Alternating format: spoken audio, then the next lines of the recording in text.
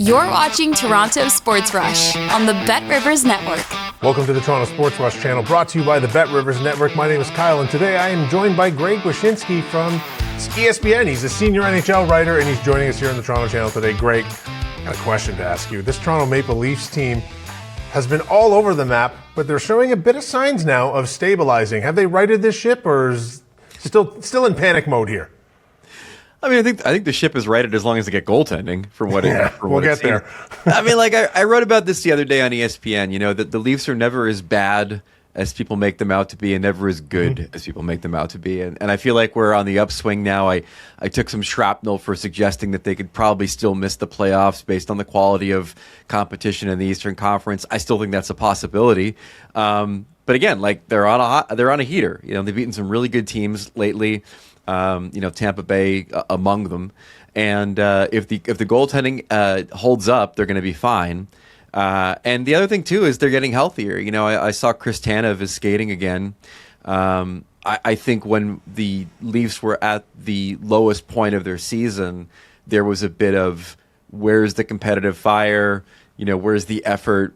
And to me, that's like it speaks to the kinds of things that a Chris Tanev brings to the lineup.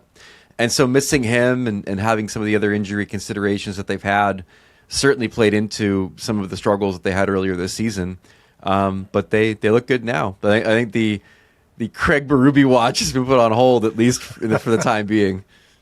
The entire roster, the entire front management, things get really crazy here in Toronto when things aren't going well. But I read your article, and I thought your point was well taken about them potentially missing the playoffs. Because why I don't think it's mathematically that they've dug themselves a hole. There's just so many teams to leapfrog now, and they're not all going to play poorly down the stretch. Has this hole been dug too deep this early in the season? We're about a third of the way through.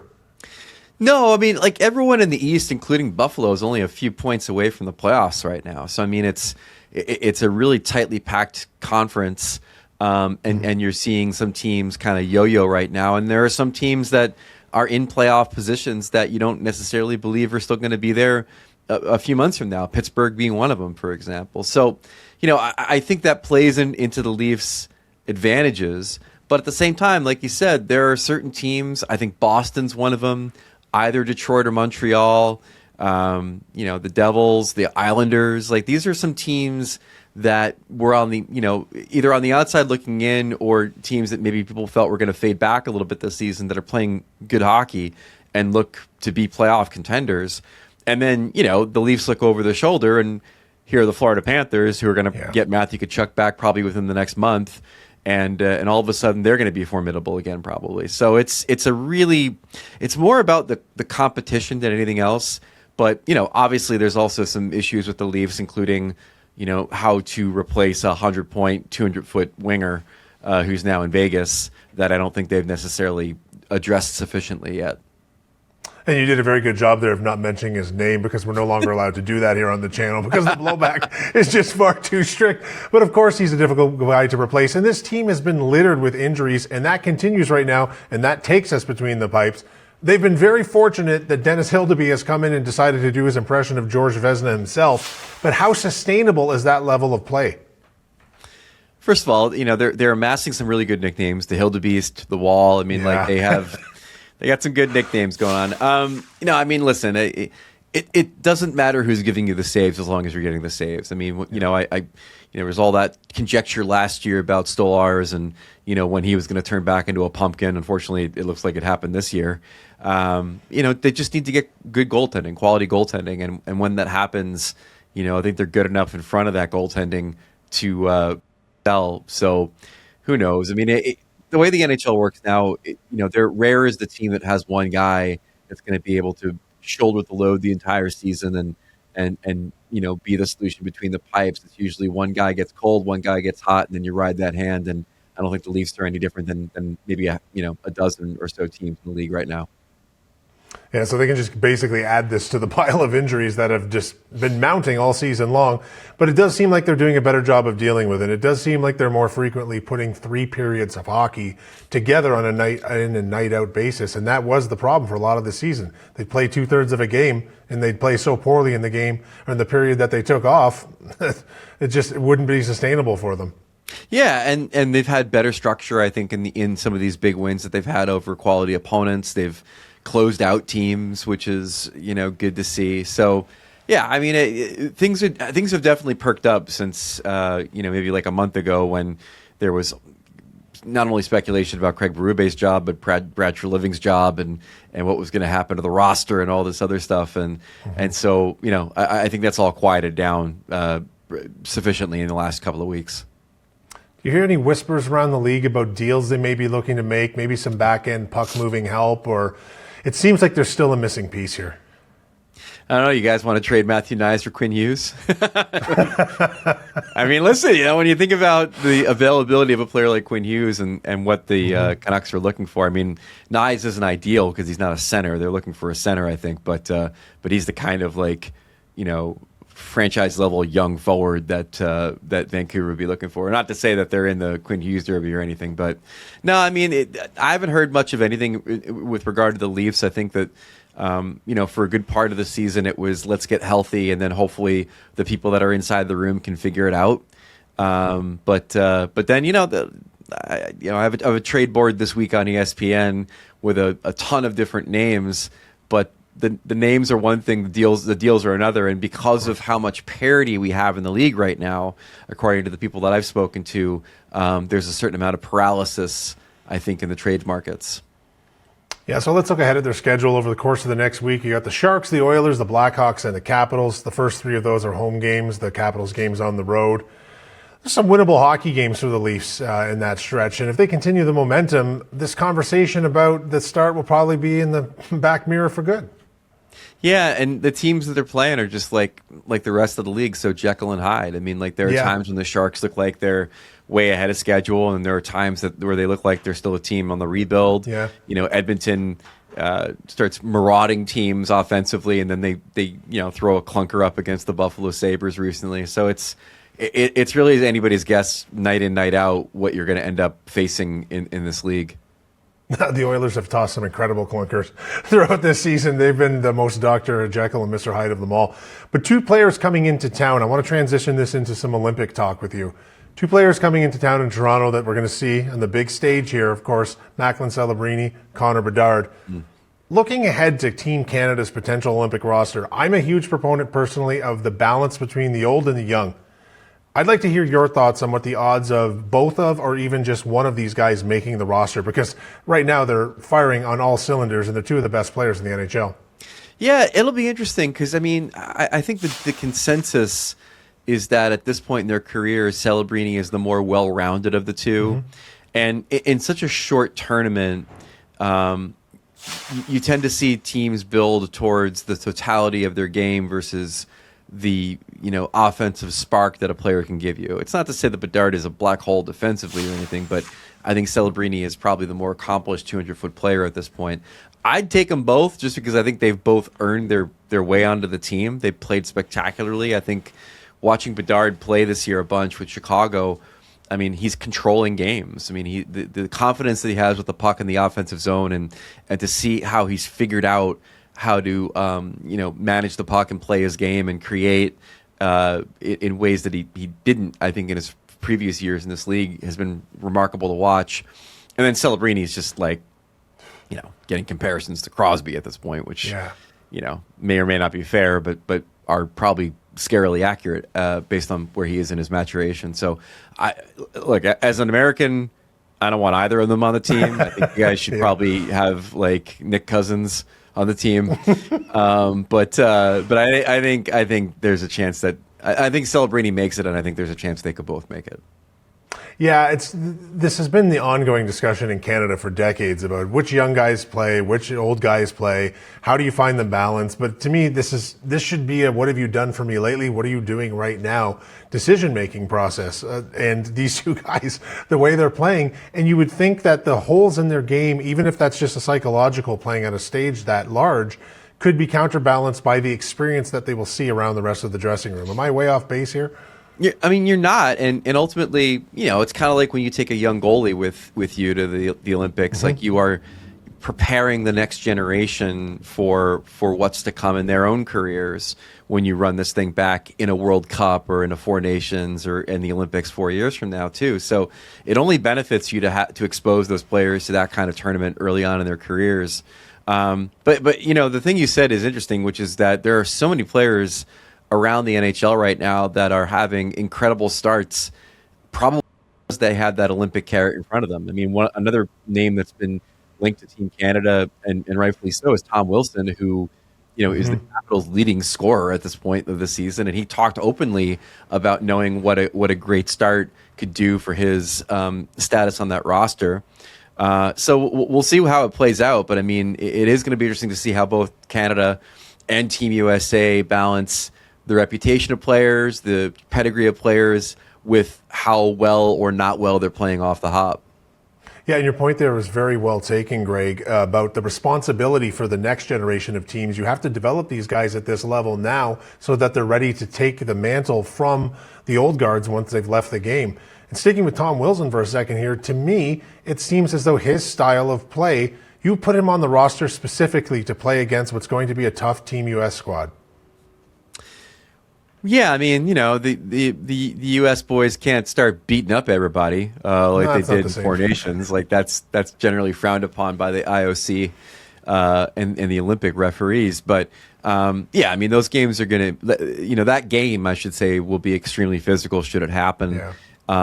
And you know, we haven't discussed it yet, but I mean, the smaller ice surface, while not a dramatic difference between what they normally play on, I mean, if you're looking for any sort of advantage to that, you'd probably want someone with a little bit of size and physicality to play there. The thing that makes Wilson such an intriguing prospect for Team Canada is that he's not a slug. You know, he's not like a pylon. Like he's a guy who can skate and play physically.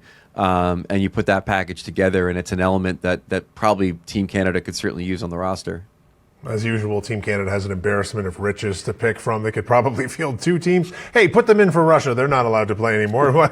Give us a second shot at it, too. But, you know, okay, I'd like to hear more about the Team U.S. roster, how that's shaping up, what you're hearing, the directions they're heading in. Are there any surprise moves we can expect to see when they take the ice? We're all waiting to see which direction they go in. I mean, I think from what I gather, it'll be a hybrid of the Four Nations team and some of the players that just missed the cut for that tournament last February. You know, like obviously everyone believes Tage Thompson's going to be on the team. He was basically the last cut for that team. He was in the stands as a reserve in the gold medal game in Boston. So they think highly of him, and I think he's played well enough to earn a spot on the team. Cole Caulfield's another one of those guys that has had an insane start. And you assume that that's going to be good enough to get him on the roster, but then you come back to the question of, well, what do they really want out of this lineup? I mean, this was a team that scratched Kyle Connor for the gold medal game in Four Nations. There isn't too much of a difference, I think, between what a Kyle Connor brings to the proceedings and what a Cole Caulfield brings to the proceedings outside of position. So we're all waiting to see what the philosophical approach of Team USA management is going to be. In the past, they've sacrificed skill for role playing and veteran presence. So will it be your Chris Kreiders and Brock Nelsons of the world again, or will there be room for Cole Caulfield and Clayton Keller and some of the other guys that didn't make the cut for Four Nations? Yeah, and Greg, before we have the inevitable conversation about the Italian construction project over there, you did allude to something earlier here talking about with the IOC rules, they do have to construct these rosters slightly different because there will not be a multitude of fights to start a game, and the contact, just the general roughness of Olympic hockey, it has to be taken back a step because IOC does play by different rules. Yeah, I think that's a consideration at all times when you make the transition from going from a World Cup or the World Championships to the Olympics. It's just how they call it and what's allowed and what's not. That being said, I mean, it's not as if the Team USA was bringing a bunch of John Scotts to the to Four Nations. Like the guys doing the fighting are also the guys that scored the goals. Yeah. So I think in that sense there won't be too much changeover based on the physicality of things. But certainly, you know, the rules that they're playing under in the Olympics are ones that you would assume lend the roster more to an offensive bent than anything else. Canada and USA being the obvious picks to be two of the best team at the tournament. Who else should we expect, not even surprised, but high quality and threatening play from? We know under the "what have you done for me lately" theory that Sweden's going to have a big advantage between the pipes. They are, but I mean, they're also just going to have a huge advantage overall on the roster because, I mean, Finland's not going to have Sasha Barkov there. Yeah. And, Finland's obviously always a very pesky team, and it's not as if they won't have talent on that roster, including Mikko Rantanen. But when you think about the loss of not only one of the best centers in the world, but also a guy that has shown time and time again that when it counts the most, he's playing incredible hockey. Like, I would be really, really surprised if it's not the U.S., Canada, and Sweden, some combination of those three to win gold, silver, and bronze. But underestimate the Finns at your own peril. Very well taken. Very well taken. How real is this threat from Bill Daly to pull these players from this tournament based on this, what has turned into an absolute fiasco with this ice rink construction? Yeah, I mean, his warning, I think, was definitely more geared towards the quality of the ice surface versus the facility itself or the size of the ice or anything like that. I mean, I think that's the kind of declaration you'd hear from the league no matter what the scenario is, based on, are our players putting themselves at risk being on ice that's insufficient. The interesting news from the Board of Governors meeting, I thought, was how much the NHL is trying to make this happen, sending their ice makers, who of course are a group that can make ice inside of Dodger Stadium or are going to make ice outdoors in Tampa, in Florida this year, or in early 2026. Like they're sending those people over to try to make sure that everything is in tip-top shape. And they were optimistic that it's going to get done and that everything's going to, be on the up and up. But, you always have to put it in the back of your head that if they find a material reason not to go, they might pull that card out of their pocket because they've played it before. Personally, I would watch a Netflix documentary about the mystical ice makers of the NHL that they keep ready for these exact situations. So this is mostly just posturing to make sure things get done to spec. It certainly feels that way. And the NHL is on a roll from the Four Nations last year. There's no way they wouldn't want this showcase available to them if it can be avoided. Well, so I'll push back on two things. I mean, first of all, I do think that there is a bit of saber rattling in order to try to make sure that the Italians get everything done. I think that's been ongoing by the NHL the first times that they talked about the arena construction issue. I think that is, pressure to try to get this stuff done for sure. But it's also a situation where I take the threat serious from both Bill Daly and from the NHLPA that if they think that there's any serious injury risk for their players, they won't hesitate to not have them in this tournament, which is insane when you think about the timing of things and think about how important men's hockey is to the Olympics. But I don't think it's a hollow threat. And then, the thing about the Olympics, I disagree with the NHL on a lot of things, but I've always agreed with them on the idea that they don't get enough out of the Olympics. One, there's never any attendance boost. There's never any ratings boost. You can count on one hand the number of players whose stars have risen based on what they've done in the Olympics. Ryan Miller, TJ Oshie, maybe Sid became an even bigger star scoring that goal. It's not had that kind of effect. And then on top of that, it's the owners and the teams lending their talent to another organization so they can make all the profit from it while the NHL sees little, gain from it. And so I've always sympathized with the NHL for not getting enough out of the IOC for lending them all of their assets to build up their own sports event. So I don't know how much they'd cry about not having their players involved because I think a lot of owners wouldn't want their players involved anyway. Very well said, Greg. And before we let you go, I'd like to turn things back to the NHL really quickly. I'd just like to hear your thoughts. The season's about a third of the way through, give or take. Who have been, from a team or even player's perspective, the biggest positive surprises and the biggest letdowns from your observation of the league this season so far? I mean, I think the biggest surprises for me, league-wide, you could say Colorado in the sense that I don't think anyone thought they'd be this good. Like, I had them winning the Cup, but I certainly didn't think they'd be a team with 2 regulation losses at this point in the season. You didn't think they'd win it in February. I did not think that. I think the Ducks have been well ahead of schedule. The Joel Quenneville effect on how good they are offensively has been really impressive. And, they've been still winning a lot of games with Lucas Dostal on the shelf, which I think was one thing that we were all curious about, was could they still keep rolling without the guy that was making up for a lot of defensive deficiencies on the team, and their offense has been carrying them.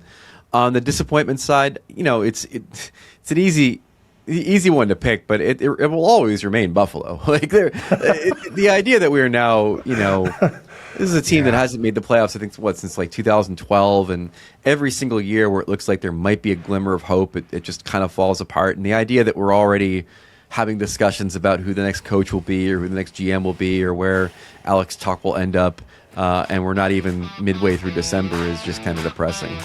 It's very depressing, Greg. Thank you very much for your time. I'm sure we'll see you here soon on Toronto Sports Rush. Anytime. Thanks for having me. Thanks for watching Toronto Sports Rush on the Bet Rivers Network.